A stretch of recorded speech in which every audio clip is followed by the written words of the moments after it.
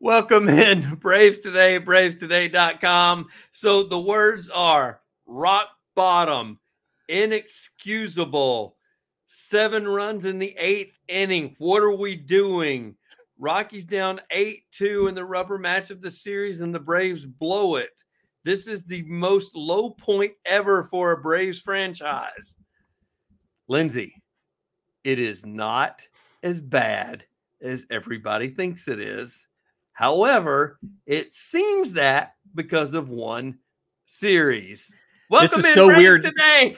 This is so weird coming from you. This really is weird coming from you. I'm always the optimistic one, and you're the pessimistic one. This is weird. He's Lindsay Crosby. I'm Ben Taylor. Of course, it's all brought to you by none other than Plains Coffee. Go to plainscoffee.com for more information on how you can find out more about what's going on with your coffee, as they will pre-roast it right as you make your order and send it to your door. Lindsay, I understand a lot of people really have an issue with the way the Braves are playing right now. I should be one of those people. They're all in my mentions, yes. However, I still think that there's an opportunity for them to come out of this and make it to the playoffs, contrary to what people believe, because we still have people that have not made it back that will make a difference in this year before this season is over with. You've got guys coming back. Your schedule isn't that awful. Right. It's not. It could be better, but it's not awful. It's right there along with the Mets as far as like 18th and 19th hardest schedules down the stretch. So I think your remaining winning percentage is like 499 of your opponents. So right around 500. Michael Harris is due back. I believe he can be activated on either Wednesday or Thursday. I should know this for sure. I believe he can be activated on Wednesday. He played on Sunday in Gwinnett, had another good game. I would expect at worst he would play on Tuesday and then fly out. I do think they may just use the off day on Monday to go ahead and fly him to San Francisco, let him be in the dugout for Monday and for Tuesday, activated on Wednesday and play. Ozzy Albies at some point in time will come back. We don't know. It's mid-September maybe. I was going to say, he says September. He says September. Renato Lopez is the one that will be back sooner. He's already thrown. He's already played catch since he went on the IL. The big question now will be, do you need a rehab start or not for him before you activate him? I'm assuming after seeing how Fried struggled in his first game back, I'm assuming they will give Lopez a rehab start just to make sure he's good, and then go ahead and bring him back second, third week of August. But it's just hard to get over kind of the gut punch of that Sunday game. I mean, listen, this is how the sausage is made, okay? Yeah. 7th inning stretch is when I sit down in front of the computer to take the thoughts about the takeaways that I'm writing and put them onto the page to publish it when the game is close to over. When we get quotes and stuff later, I either go back and add those later, or I just do a separate article with the quotes. And I had to, in essence, redo the takeaways because 6-run lead in the 8th. They give up 7 runs, lose the game. And I am going to say a lot of people said this was a standard Coors Field bullpen blow up. I'm going to push back on that a little bit. MLB put out a stat on Twitter. They have an MLB stats account. It's actually a really good follow. This is only the second time in franchise history the Rockies have trailed by 6 or more runs in the 8th inning or later and came back to win. They did it in 2010. They were down 9. They scored 9 runs in the bottom of the 9th and won 12-9. This was down 6 runs and scored 7th in the 8th. Scored 7 in the 8th. But to me, this all kind of comes back. This specific loss, I think, and really Luke Jackson being in trouble on Friday as well, and you having to sit in Joe Jimenez to bail him out on Friday also. It comes back to me to the extra rest for the starters in the second half thing.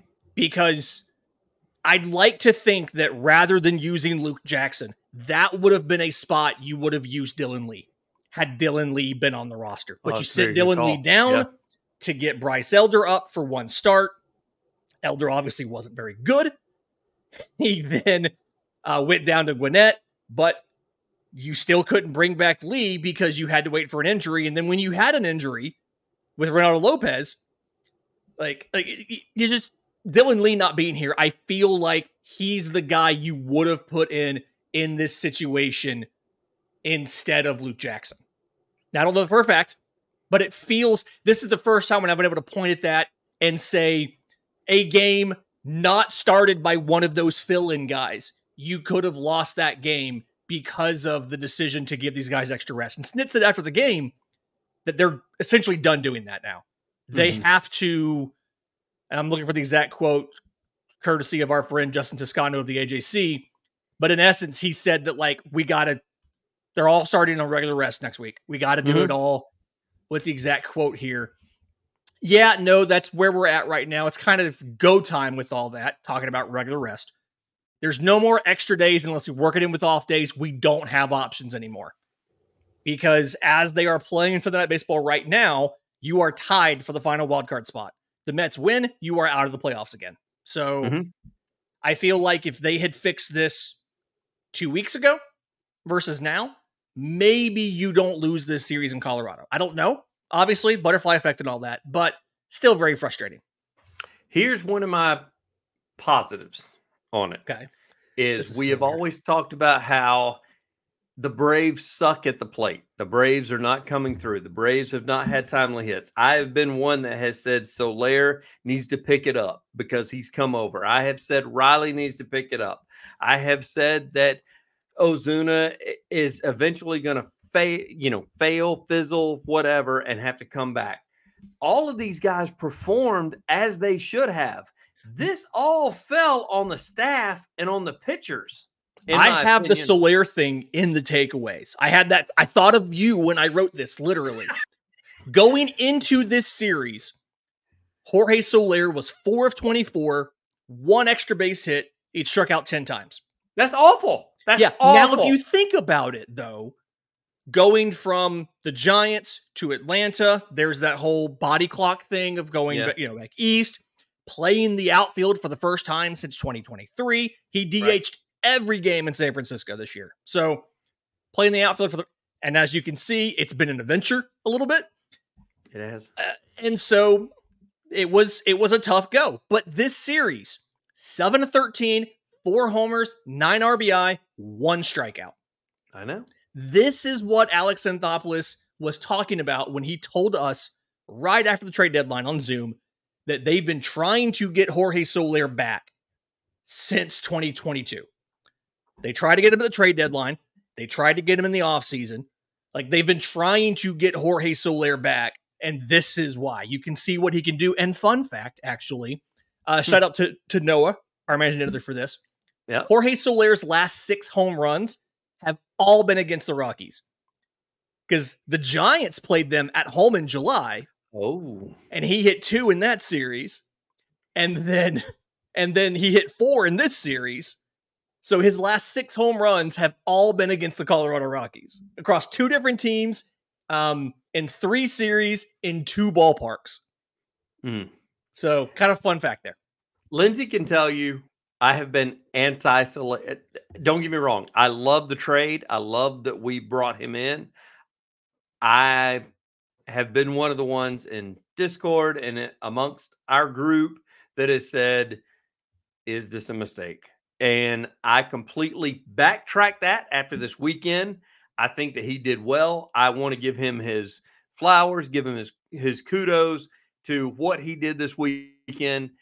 And as I said, it's not the bats that messed up the Rockies series, which is kind of odd because the arms did, and we didn't expect that. I understand that Colorado is, I don't know, an enigma, an anomaly, something it's an extreme hitter's park because of the elevation. It is. When people get there, but the hits they were getting, Lindsay, were bloops, were flares, were broken bats. Yeah. It just seemed one of those frustrating things like The baseball gods were against the Braves as far as the last was considered. And I know that I can feel right now every Philly fan that's jumping their mentions right now is going to go, if you say the word luck, it was really bad luck.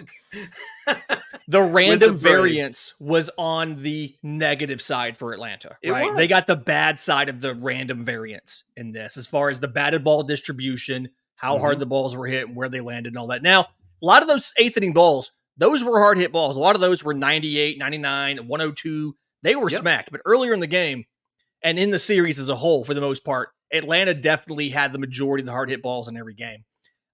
One thing I will point out is early in the season, we talked about how the offense wasn't that good and the pitching staff is kind of what carried the team. Correct. Yes. To that point, and this is in the takeaways as well, at the All-Star break, Atlanta's team ERA, 3.40, was the best in baseball. They had 11 shutouts, which was tied for first in all of baseball. And the whip of 119 was the fourth best in baseball. Since the All-Star break, 5.43 ERA, 27th in baseball. 151 whip, 28th in baseball. And the 14 losses tied for second most in all of baseball. Wow. And all of the teams that they're down there with are not teams you want to be down there with. The Chicago White Sox. And you're finally seeing the offense start to do what they're capable of, right? We've actually been surprisingly decent from the raw number of home runs hit. We're still pretty low on runs scored because as you point out in our group chat every time it happens, so many of those homers leading into this weekend were solo shots. There's nobody on base when they hit them. God. And now we're seeing the other extreme of the pitching staff because of skipping starts or suboptimal, choices out of the bullpen, whatever, some bad outings out of the bullpen. You're seeing now that ERA is bad. And this is the flip side of Atlanta can win, but they're shootouts. Can they win a shootout? And I still feel like in the postseason, the pitching staff has shown from the regular season that they can be locked down, right? Yeah. The offense has shown they can crush balls. The bullpen has shown they can be locked down. I believe the stat I had last week was Pierce Johnson, Joe Jimenez, Raisel Iglesias, 7th, 8th, and 9th in that order have pitched, I think it's either 9 or 11 games in that order, and we have won every single one of those. That trio of players has never blown a lead for us. So, you've got the pieces. It's just nothing's clicked at the same time all year, and that's what's frustrating because last year, it all clicked at the same time for the entire season, and now nothing's clicking at the same time. It's unbelievable. Tell you what's unbelievable. Go to plainscoffee.com, promo code BRAVES, 10% off. They're going to roast those beans as soon as you make your order. Plus, you got teas that you can order, or you got flavored coffees you can order. Plainscoffee.com, promo code BRAVES, 10% off. Lindsay, that's the thing, though. At the end of the day, I'm asking you, what's happening? Where are these Braves going to end up? Because there's still – everybody acts like they're done. Braves fans sit there and they go, hey, we're finished, pack it up. But wild card's still in play. And honestly, as long as the Phillies keep losing, that's still in play. And I know that everybody goes, oh, fat chance. No, seriously. If the Braves go on one of those streaky runs that they've done all year, they could win 6, 7, 8, 9, 10 in a row. Next thing you know, they're within 1, 2 games of the Phillies. And next, we're talking about a possible pennant again / at least wild card and leading the wild card. So where are we right now? What do the Braves need to do? Your schedule right now, I think, is somewhat favorable, right? You've got the Giants for 4. You get the Los Angeles Angels for 3. They are not a good team. And then after playing Philly, you get Philly at home for 3. You get Washington, you get Minnesota and Philly. You play Colorado again. You play Toronto again. You play Washington again. You get 4 with Cincinnati. You get 3 more with Miami. Like, the schedule is favorable. There's some tough matchups in there. You host the Dodgers for 4. You have to go to Philly for 4. Like, there's some tough matchups in there. But you also have some favorable stuff. Regular season Philly is great. We love regular season Philly. I think the thing to remember here is last year, a number 5 seed beat a number 6 seed in the World Series. The year before, Philly made the World Series as a wild card. Like, all you have to do is get in the postseason. While I would love to extend the streak of division titles from 6 to 7, all you have to do is get in the postseason. And a lot of Braves fans early in the year were telling me that they didn't care about winning the division because you have to sit at home for 3 or 4 or 5 days before you get to play, and they blamed that for the offensive issues last postseason. So, correct. In essence, you're at a point now, you are absolutely still in this. You are not any position to just pack it up and say, we're done. Now, have you had the season that you wanted from this point on? You have not. But, like we said earlier, you get Michael Harris back this week. You get Ronaldo Lopez back soon. Max Fried should be doing a lot better in his next outing than he was last time. Like, you still have Chris Sale going tomorrow. Like, you have pieces coming back. You have guys getting healthy. You have guys starting to hit. Like Austin Riley is hot. Matt Olson is going on a power binge. Orlando Arcia has had one of the best OPSs on the team in the last month. Like, guys are starting to come around, and this is starting to be more like the offense we thought it was going to be all year, like the offense we saw last season. And that was one of the big takeaways I had this weekend was, even though you lost 2 out of these 3, there was a lot of times when Atlanta's offense answered. You got behind, it was tied, you were losing, and they answered. They came back and they scored runs. They got the big hits. They got clutch hits. They made it happen offensively. You're absolutely still in this. Do not give up. I'm not saying you're going to make the postseason. I'm not saying you're going to make the World Series or win it. You've got a chance at doing all of those things still. Despite how it feels, you have a chance still. Things that stick out.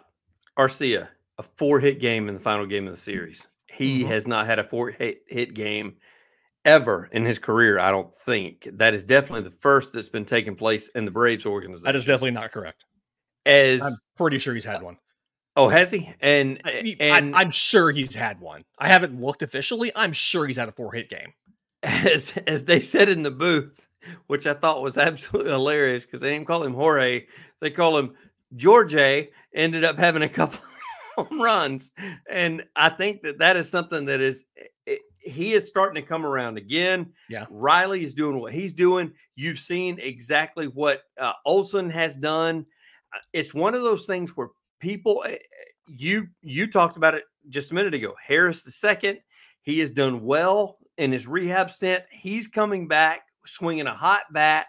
I think once you start mixing that up, I think that lineup is going to be a whole lot different. I know that we've talked about Kelnick not being what he was, but he can get back to that when he gets people around him that are protecting him. And I also think that a lot of these other guys are going to be kind of living off what they've done in the past, because if you look back at this weekend, Lindsay, don't focus on the pitching, focus on the hitting.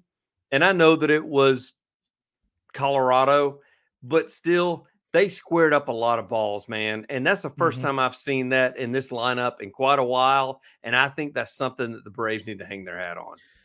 In the last 30 days, guess who has the best batting average on this Braves team? If you tell me Arcia, I'm going to be freaked out. 317, Orlando Arcia. He has statistically been the best hitter as far as batting average is concerned in the last month.